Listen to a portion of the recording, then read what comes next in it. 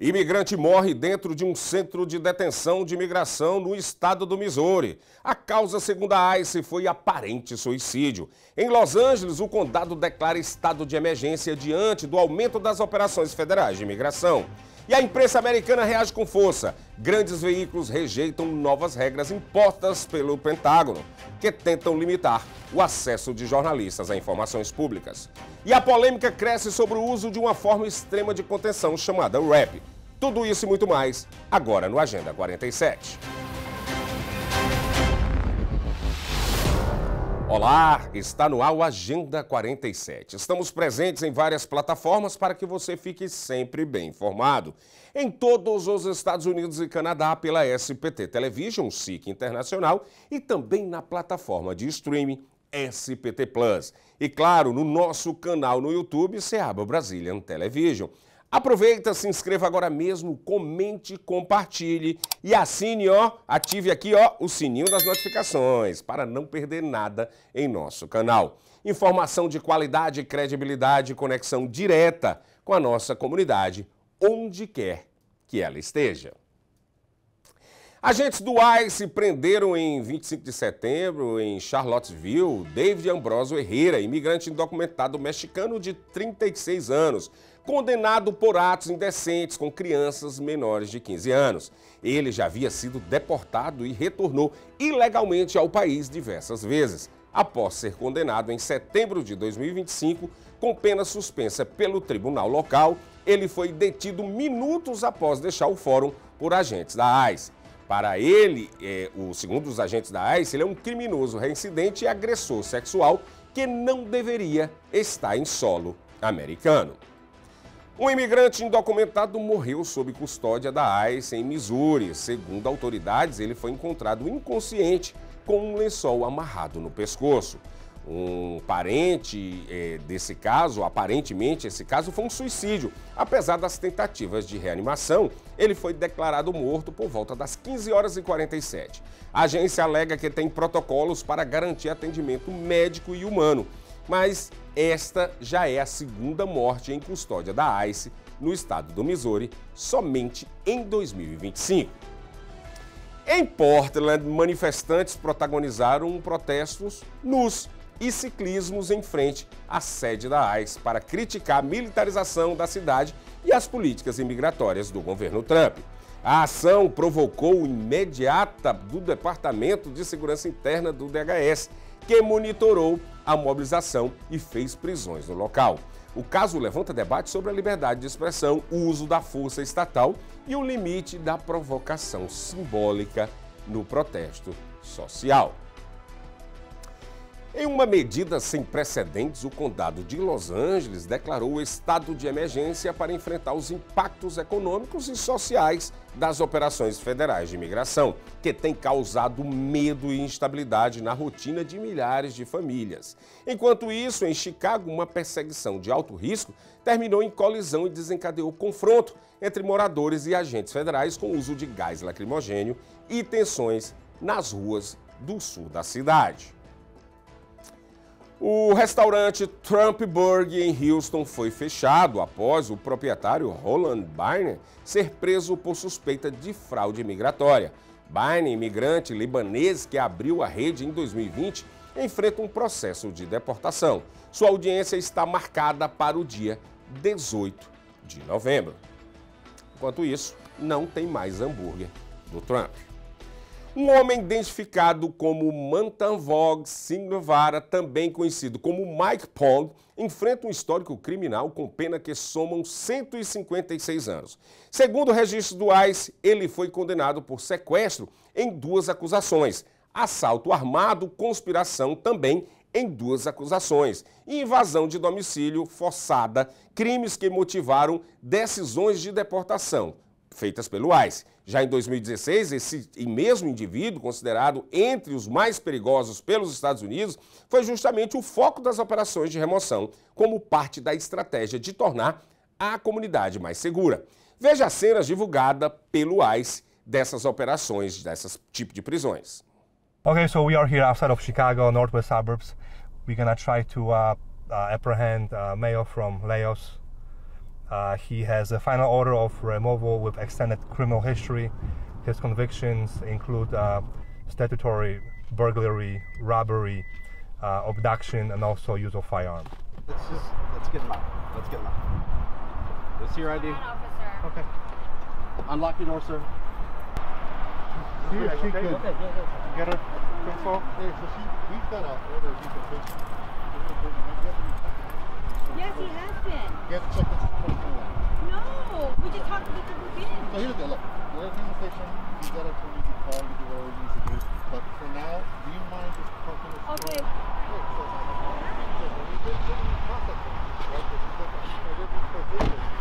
Em recente publicação nas redes sociais, o diretor executivo associado interino do ICE, Marco Charles, reafirmou, abre aspas, nossa missão permanece a mesma. Não importa o que aconteça, o ICE aplica a lei de imigração dos Estados Unidos como está escrita. Fecha aspas. O órgão federal responsabiliza-se por aplicar as leis migratórias dos Estados Unidos estritamente conforme estão escritas. Confira. Our mission stays the same no matter what these politicians such as the mayor and the governor try to put in our way, whatever they're doing to impede us, whatever blockades they put in our way, we go around those, we get through them, we enforce our mission. We are dead set on enforcing the INA as it's written. President Trump has deployed the National Guard lawfully, and they're going to be out there helping us protect our buildings so we can get our troops, our men and women of ICE, back out on the streets, making those arrests and doing what our mission dictates, and that is to arrest and remove illegal aliens from the United States. O diretor interino do ICE, Todd Lyons, disse que a missão da agência é, abre aspas, defender o território nacional e aplicar as leis de imigração aprovadas pelo Congresso. Mas em meio a protestos e denúncias de intimidações, especialistas questionam até onde esse ponto é ação legítima e onde começa o abuso de poder. Veja o que falou Todd Lyons. They are protesting the men and women of ICE doing their lawful law enforcement mission. And the people that are in those vehicles aren't innocent individuals. Those are some hardened criminals that have been hiding in Chicago in plain sight. Much like Chief Bovino said, we've arrested Trinidad Nicaragua gang members that are members now of a foreign terrorist organization, child rapists, fentanyl dealers. I don't understand why these people want to lobby and advocate and protest, if you will, for known criminals. It just makes no sense. Segundo a apuração da agência de notícias Reuters, Wall Street fechou com desempenho misto na última terça-feira, dia 14 de outubro, enquanto investidores digeriram balanço sólido dos grandes bancos dos Estados Unidos. As declarações do presidente do Federal Reserve, Jerome Powell, e a escalada da guerra comercial entre os Estados Unidos e a China e a alta nos lucros de instituições como Wells Fargo e Citigroup animou parte do mercado, mas o otimismo esbarrou na incerteza do cenário externo. Powell sinalizou que a economia pode estar em trajetória mais firme e que decisões sofrem cortes de juros só serão avaliadas em reuniões futuras. Enquanto isso, novas tarifas e taxas portuárias retaliatórias reacendem temores entre os investidores. No pregão da Dow Jones, ela subiu, o Nasdaq caiu e a S&P 500 terminou levemente negativa. Confira. Wall Street's main indexes ended mixed on Tuesday, with the Dow adding more than 0.4%, the S&P 500 falling fractionally, and the Nasdaq shedding roughly 0.75%. The S&P 500 turned lower after President Trump threw cooking oil onto simmering U.S.-China trade tensions. Trump said the U.S. would halt Chinese imports of the kitchen staple in retaliation for China's reduction in U.S. soybean purchases.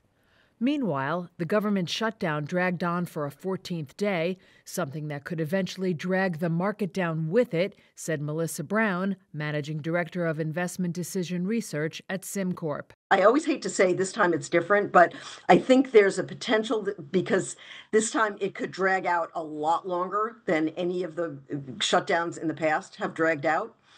If there are people fired from their jobs, so they're not just, deferring what they might be buying, that ability, that purchasing power may go away. And so there is, I think, the possibility, if this does drag out, for it to start to impact corporate earnings, consumer spending, consumer confidence, and therefore the stock market. Among individual movers, Wells Fargo closed more than 7% higher, its biggest one-day percentage gain since November 2024, after the bank beat estimates for third-quarter profit.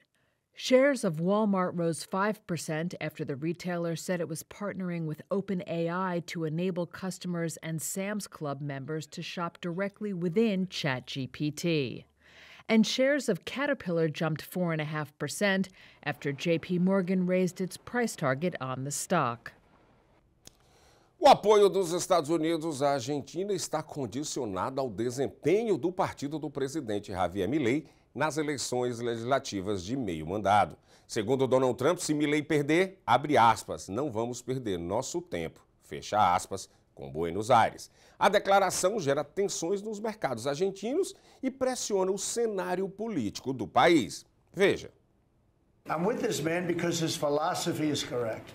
U.S. President Donald Trump expressed his support for Argentina's President Javier Milei during their meeting at the White House Tuesday. The visit comes days after the U.S. agreed to provide a major financial lifeline to the South American nation. The meeting also occurred ahead of Argentina's midterm legislative elections. We're going to work very much with the president. We think he's going to win. He should win. And if he does win, we're going to be very helpful. And if he doesn't win, we're not going to waste our time. Trump's remarks rattled Argentine markets that had previously been buoyed by the support package recently announced by U.S. Treasury Secretary Scott Bessent. The centerpiece of which is a $20 billion currency swap with Argentina's central bank, exchanging stable U.S. dollars for volatile pesos. Bessent said in the meeting that the support package depended on the continuance of economic policies favored by the Trump administration. We're confident that the president's party will and the coalition will do well in the election, and this aid is predicated on robust policies, and going back to the failed Peronist policies would cause a U.S. rethink.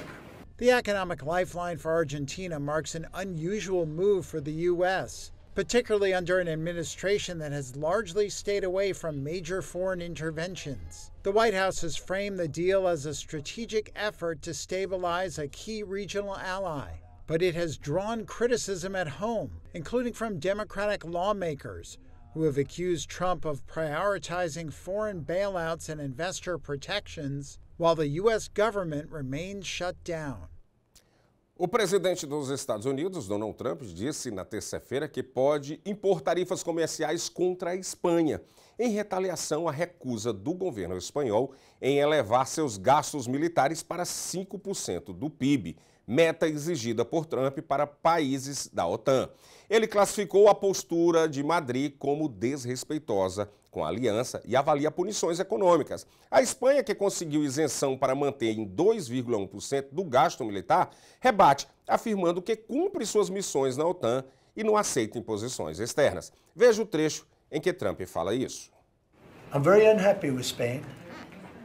They're the only country that didn't raise up their number to 5%.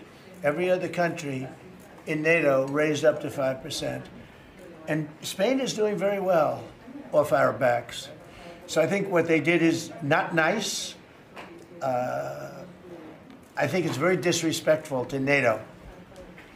In fact, I was thinking about giving them trade punishment through tariffs because of what they did.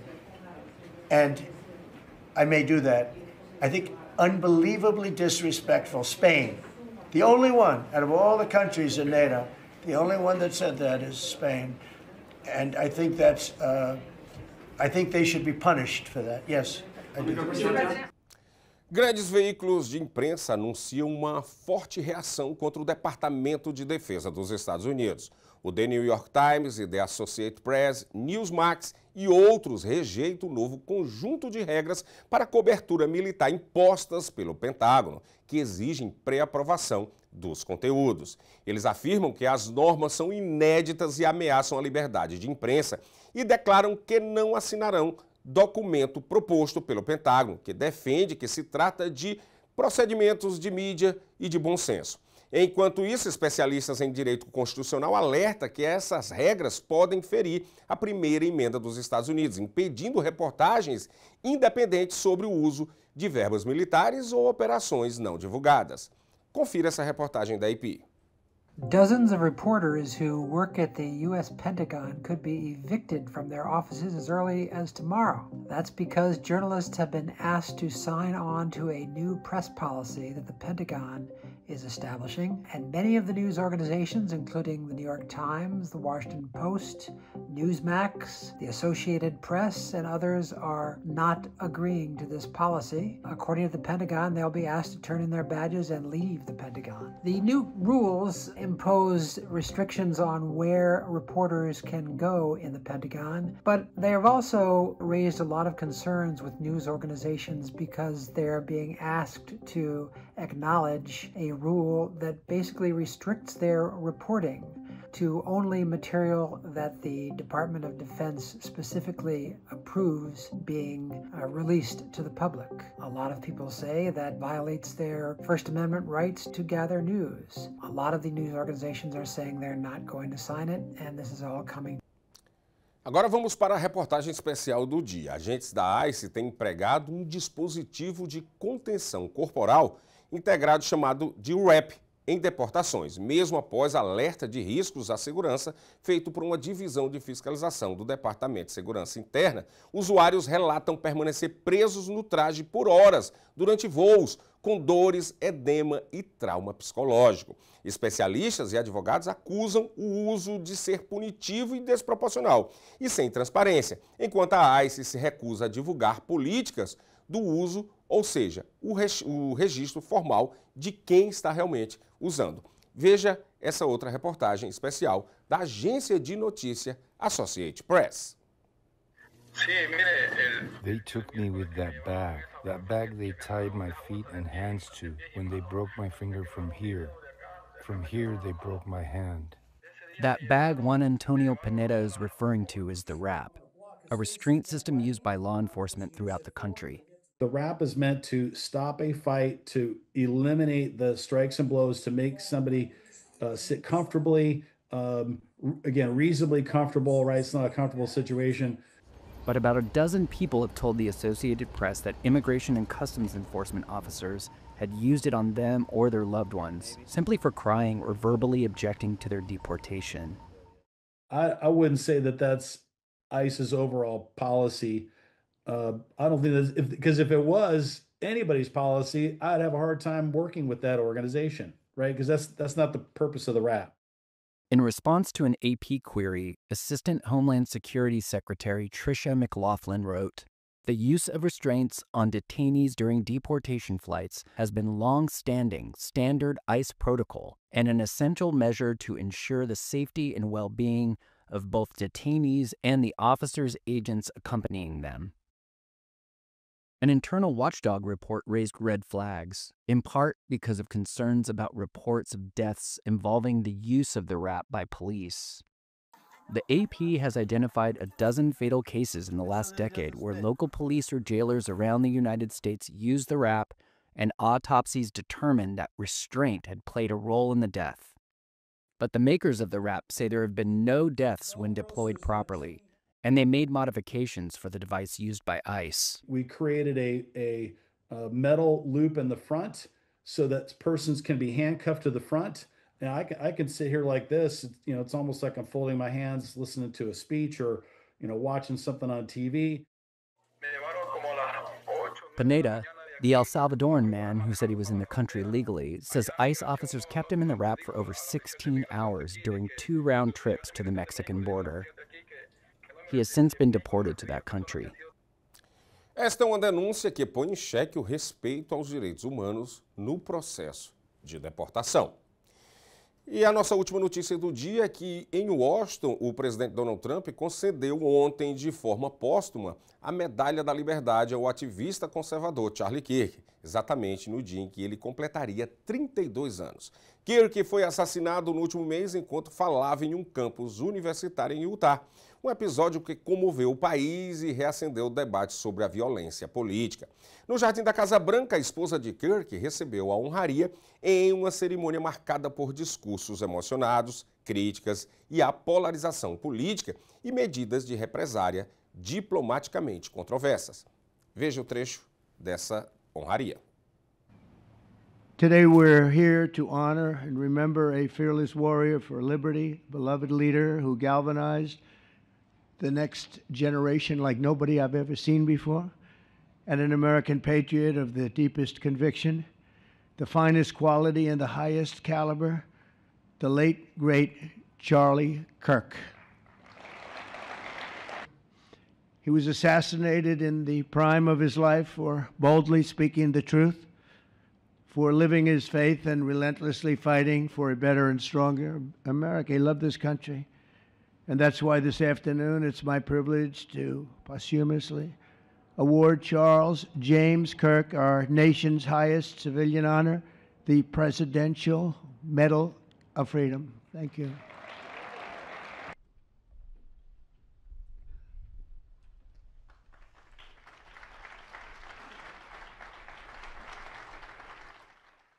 There was no limit to what he would have sacrificed to defend freedom for all. And if the moment had come, he probably would have run for president, but not out of ambition.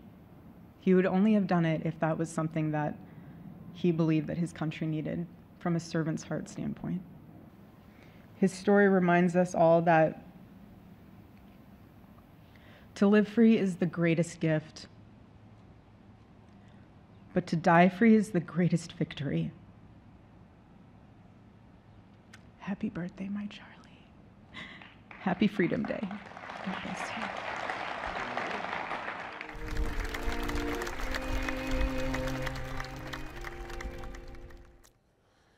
Vamos agora para o que é destaque na capa do jornal comunitário Brazilian Times, o principal jornal da comunidade brasileira nos Estados Unidos.